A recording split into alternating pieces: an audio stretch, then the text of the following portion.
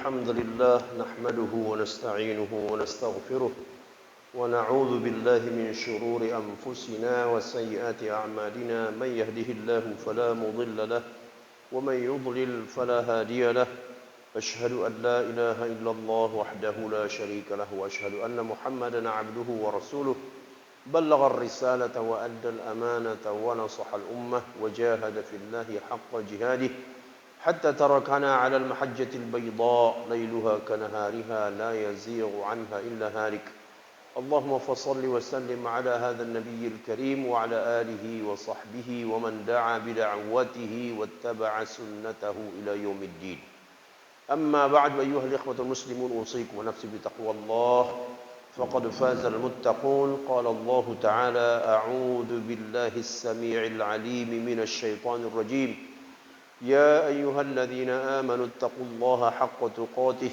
ولا تموتن إلا وأنتم مسلمون وقال تعالى يا أيها الناس اتقوا ربكم الذي خلقكم من نفس واحدة وخلق منها زوجها وبث منهما رجالا كثيرا ونساء واتقوا الله الذي تساءلون به والأرحم إن الله كان عليكم رقيبا وقال تعالى يا أيها الذين آمنوا اتقوا الله وقولوا قولا سديدا يصلح لكم أعمالكم ويغفر لكم ذنوبكم ومن يطع الله ورسوله فقد فاز فوزا عظيما Jamaah Jumat yang insyaallah dirahmati Allah Ta'ala.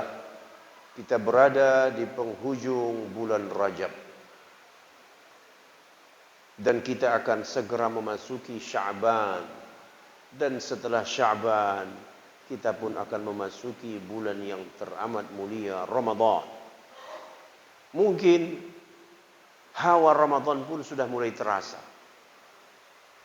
Oleh karenanya, marilah kita sama-sama meningkatkan segala yang bisa ditingkatkan. Semangat, kerja keras, pembersihan jiwa dan hati. Supaya kita menghadapi Ramadan dalam keadaan siap. Musibah di dalam Al-Quran berulang sebanyak 75 kali. Luar biasa. Kata musibah di dalam Al-Quran 75 kali dalam berbagai konteks. Dan lafaz syukur di dalam Al-Quran juga 75 kali. Oleh karenanya setiap muslim memang harus tahu apa hakikat musibah. Sampai-sampai Allah mengulang-ulang kata musibah itu 75 kali. Namun secara umum kaum muslimin sebenarnya sudah diberi pengertian melalui ceramah, pengajian. Intinya musibah itu tidak terjadi tanpa dosa. Itulah intinya. Jadi kalau ada musibah, bencana, apakah itu sifatnya pribadi atau lebih luas masyarakat? Apalagi kalau menimpa manusia seluruh dunia. Itu pasti di sana ada dosa yang tak pernah berhenti. Kemudian musibah ini juga bisa menimpa alam. Tidak manusia tetapi alam. Namun bagaimanapun tidak bisa juga dilepaskan dari dampak musibah pada alam itu pada kehidupan manusia. Jadi kalau dari sisi objeknya bisa menimpa alam, bisa menimpa manusia saja, tidak alam. Yang sekarang ini barangkali manusia saja yang kena. Alamnya insya Allah tidak. Itulah namanya virus corona. Kemudian ada juga musibah ini sifatnya pribadi. Si A, si B, 2 orang, 3 orang, 4 orang. Nah, dari sisi skala, maka bisa skalanya pribadi, bisa masyarakat tertentu, bisa manusia secara umum. Dan dalam mungkin sejarah seingat kita, belum ada musibah yang luasnya seperti corona atau virus COVID-19 yang menimpa dunia sekarang. Jadi kalau kita kembalikan kepada prinsip tidak ada musibah tanpa dosa, lalu pastilah orang cerdas berakal mengatakan, apa ya dosa manusia sehingga mengakibatkan virus yang tak kelihatan bisa mengakibatkan bencana mendunia dan lebih dari 1 tahun. Kalau orang berakal akan berpikir, kecuali orang tidak berakal. Kalau orang tidak berakal, dia tidak mau tahu apakah musibah itu teguran, apakah musibah itu hukuman. Orang tidak berakal tidak pernah berpikir. Semoga kita menjadi orang yang berakal. Orang mukmin itu biasanya berakal. Orang mukmin biasanya berakal. Yang tak berakal itu tidak beriman. Nah, kalau kita cari kaitan antara musibah dengan dosa, banyak sekali. Banyak sekali. Wa ma asabaka min hasanatin faminallah, wa ma asabaka min sayyi'atin famin nafsik. Kalau kau mendapatkan suatu kebahagiaan, kesenangan, itu dari Allah. Itu bukan dari dirimu. Tetapi kalau engkau ditimpa musibah, nah itu penyebabnya dari dirimu. Ayat Al-Quran itu dalam suratul Nisa. Ma asabaka min hasanatin famin Allah, wa ma asabaka min sayyi'atin famin nafsik. Kemudian ada lagi ayat-ayat yang berkaitan dengan ini banyak. Tapi yang populer di tengah masyarakat kita, zaharal fasadu fil barri wal bahri bima kasabat aydin nas. Zaharal fasad. Apa arti zaharal fasad? Telah tampak kerusakan, musibah, bencana. Itu arti fasad. Al-fasad itu artinya ya musibah, bencana di daratan dan di lautan. Penyebabnya apa? Bima kasabat aydin nas. Karena dosa manusia. Jadi ayat-ayat itu hendaknya direnungkan sampai bisa diambil sebuah kesimpulan. Itulah yang kita sebut di awal khutbah tadi. Tidak ada musibah tanpa dosa. Jadi orang yang tertimpa musibah, seharusnya mereka berpikir, apa ya dosa saya? Nah, kalau sudah mau bertanya apa dosa saya, ini adalah awal sebuah hidayah. Yang celaka merasa tidak pernah berdosa. Sehingga dia menikmati saja pelanggaran, kejahatan, kezaliman yang dia lakukan. Dia nikmati. Karena dia tidak merasakan ada suatu teguran. Dia tidak merasakan musibah itu sebagai dampak dari dosa. Oleh karenanya sekali lagi orang beriman karena kecerdasannya, mereka tetap berpikir ada apa ini? Apalagi kalau kita berbicara tentang musibah yang terjadi saat ini, berskala dunia, kemudian lamanya tidak tanggung-tanggung. Dulu pernah terjadi taun, tetapi 3 bulan selesai. Tidak lama-lama. Dan itu penyakit terdahsyat. Penyakit terdahsyat dalam sejarah itu namanya taun. Dan itu tidak berlangsung lama.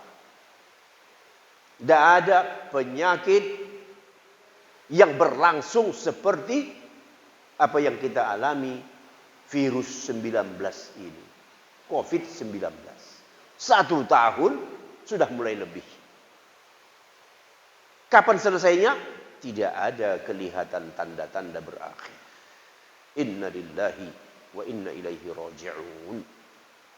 Jadi kita sudah tahu bahwa musibah terjadi karena dosa.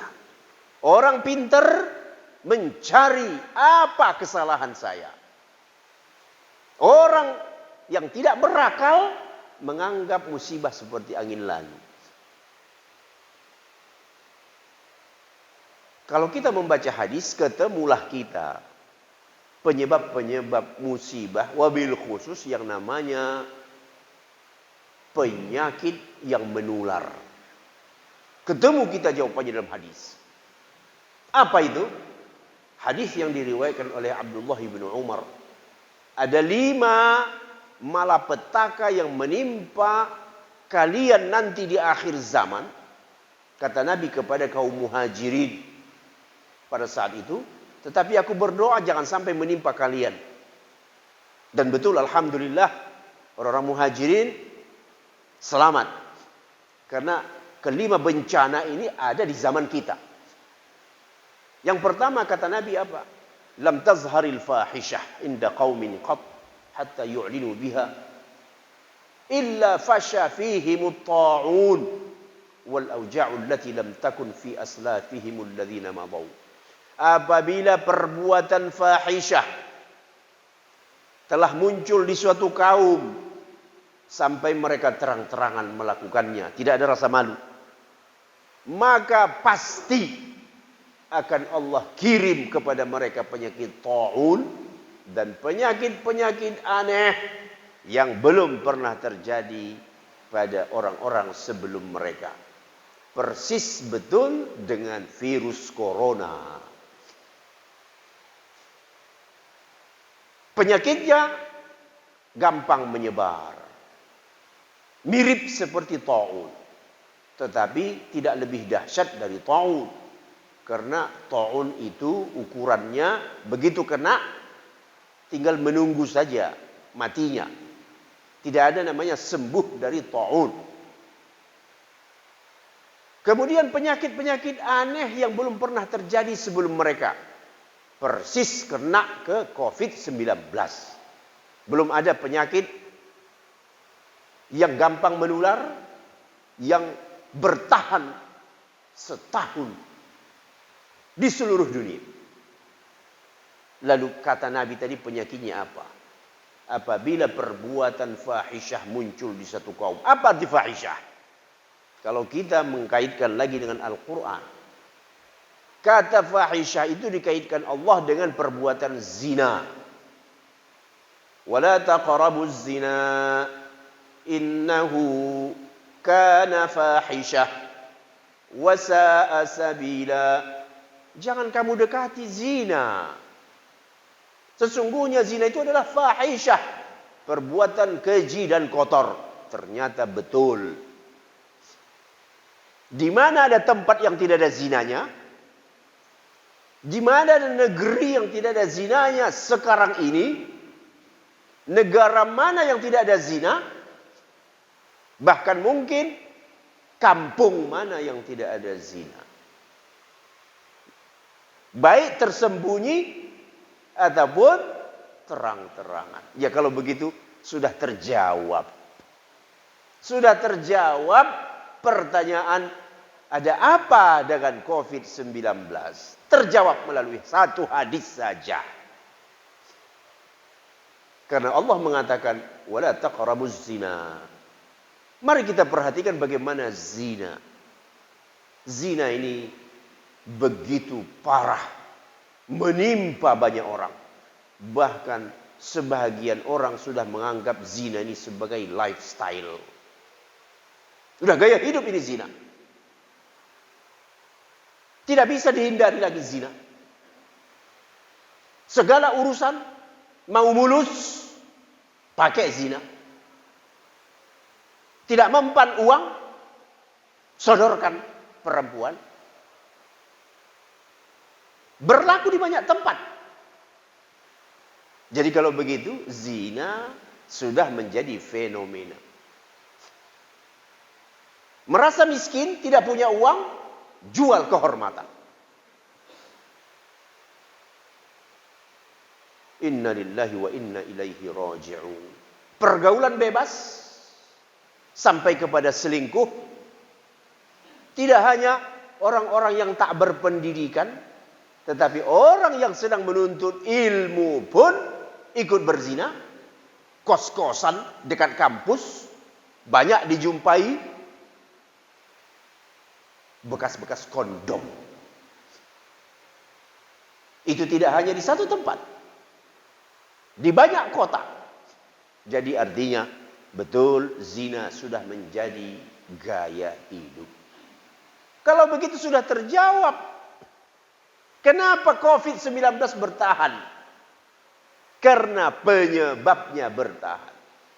Bahkan yang namanya fahisyah ini masuk ke dalam alat komunikasi kita.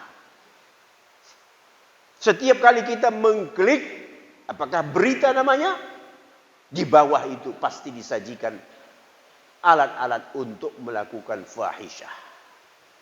Bahasa-bahasa fahisyah itu muncul dengan terang-terangan, tidak ada malunya. Foto-foto yang menjurus kepada fahisyah dipamerkan setiap kali kita masuk. Jadi betul, fahisyah mengepung kita. Oleh karenanya virus mengepung dunia. Jadi setara. Kalau kejahatan itu mendunia, maka hukumannya juga mendunia. Kalau kejahatannya lokal, hukumannya juga lokal. Siapa yang tidak berani mengatakan zina ini adalah kejahatan yang mendunia? Semua orang tahu. Kemudian apalagi fahisyah di dalam Al-Quranul Karim dikaitkan dengan homoseksual. Inilah yang dalam bahasa sekarang LGBT. Nah, lagi-lagi LGBT merebak. Di mana dunia yang tidak ada LGBT? Perusahaan-perusahaan besar dunia memberikan dukungan jutaan dolar kepada LGBT supaya LGBT ini menjadi marak di semua tempat dan wilayah, bahkan kalau perlu masuk ke dalam perundang-undangan. Inna lillahi wa inna ilaihi raji'un. Apa kata Allah tentang perbuatan homo yang dilakukan oleh kaum Nabi Lut? Atatuna al-fahishata ma sabaqakum biha min ahadin minal alamin. Kenapa kamu mengerjakan perbuatan fahisyah yang belum pernah dilakukan seorang saja pun belum pernah sebelum kamu melakukan perbuatan fahisyah homoseksual itu? Betul, tidak ada umat sebelum kaum Nabi Lut mengerjakan perbuatan homoseksual sepanjang dunia. Orang masyarakat pertama yang melakukan praktek homo adalah kaum Nabi Lut, dan perbuatan mereka inilah yang terus menular hingga saat ini dan mendunia. Jadi kalau begitu tak perlu bertanya kapan berakhir COVID-19. Kenapa tidak berhenti virus ini? Apakah selesai dengan vaksin?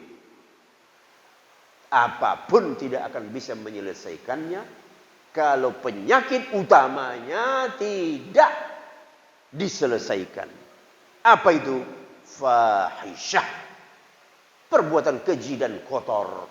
Bersihkan manusia dengan akhlak. Ajarkan akhlak kepada generasi muda.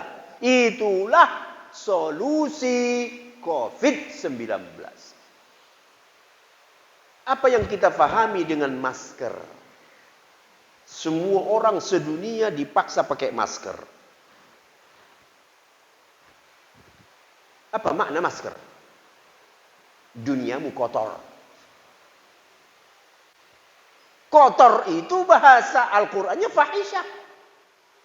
Jadi Allah mau mengingatkan manusia, perbuatan fahisyah itu di sekelilingmu. Kamu itu dikepung oleh fahisyah.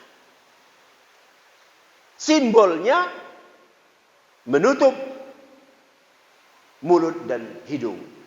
Karena Kamu di lingkungan yang kotor, keji, bau.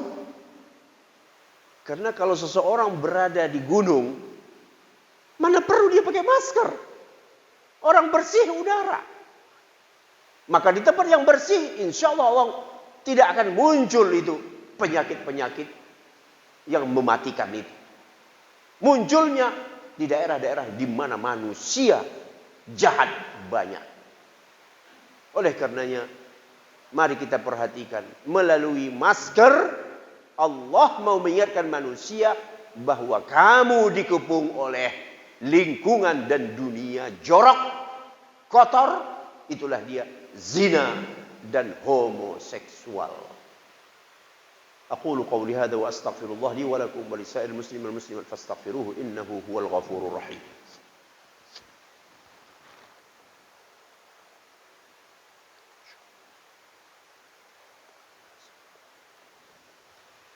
Alhamdulillahilladzi hadana li hadza wa ma kunna linahtadiya laula an hadana Allah.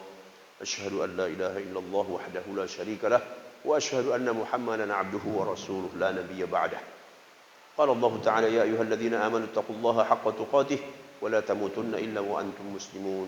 Ayyuhal ikhwatul muslimun, semua kita menghadapi musibah ini dan dampaknya kemana-mana, dan yang paling dalam pandangan saya, yang paling terasa dampaknya sampai ke dalam masjid. Nabi tidak pernah mengisyaratkan orang sholat di dalam masjid dengan berjarak.